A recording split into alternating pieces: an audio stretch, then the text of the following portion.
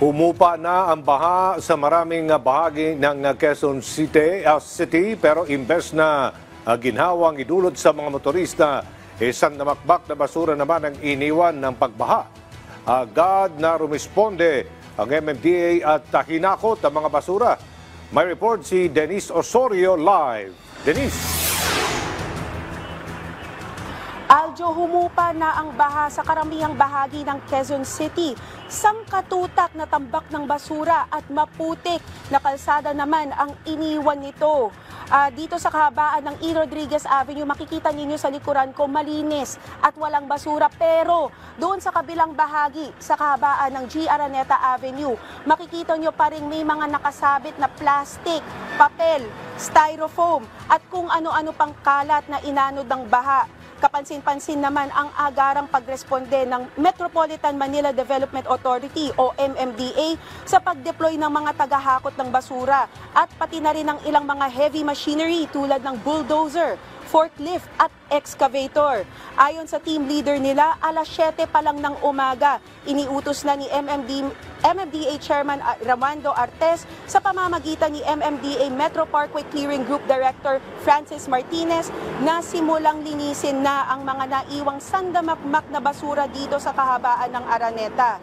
Sinasabayan rin ito ng paglilinis ng makapal na putik sa kalsada para hindi mahirapang dumaan ang mga sasakyan. Samantala, tiniyak naman ng Department of Social Welfare and Development o DSWD, katuwang ang Quezon City Health Department, na tuloy-tuloy ang pag-abot nila ng family food packs at libreng gamot sa mga naapektuhan ng baha. Sa Barangay Payatas, hindi lang libreng pagkain at hygiene kits, pati na rin ang libreng bakuna at libreng gamot ang ibinabahagi sa mga residente.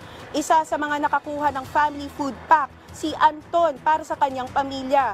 At malaking pasasalamat niya para dito, lalo na sa bigas. Wala kasing biyahe. Ang hirap kasi hindi ko mawiwanan yung bahay ko dahil puro baha. Naglilinis pa nga ako eh. Doon sa baba. May gatas, sardinas, bigas, saka rice, bigas. Okay. Thank you! Sa Barangay Bagong Silangan naman, ang may pinakamaraming evacuees sa Quezon City. Laking pasasalamat ni Nanay Gloria sa lokal na pamahalaan, lalo na sa barangay, sa pag-aalaga sa kanya at kanyang pamilya nang maaga silang lumikas. Linggo ng gabi pa sila pumunta ng evacuation center para na rin sa kaligtasan ng kanyang mga anak at mga apo na ang pinakabata ay 2 taong gulang pa lang. Yung baha po hanggang nung lumikas kami po hanggang singit po yun. Tapos kasi sa loob na yun hindi namin alam kung hanggang saan o kasi lumikas na kami, sirado na ang bahay namin eh. Hindi na pa kami nakakauwi hanggang ngayon dahil na kagabi binibisita namin may tubig pa. Sa kabila nito, humihingi pa rin ng tulong ang mga residente upang maitawid ang hirap na inaasahan na nila matapos lumipas ang habagat. Sana po matulungan kami, kaming mga mahihirap na mabigyan kami ng magandang lunas sa mga bata, mga anak, saka yung mga katawan namin. Aljo, panawagan ng mga otoridad upang maiwasan ang nangyaring sitwasyon na nagmistulang baha ng basura ang kahabaan ng Araneta.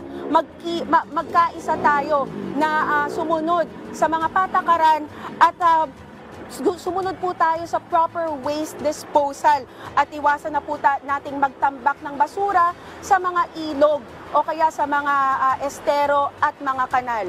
Yan ang pinakahuling balita mula rito sa Quezon City. Balik sa iyo, Aljo. Maraming salamat, Denise Osorio.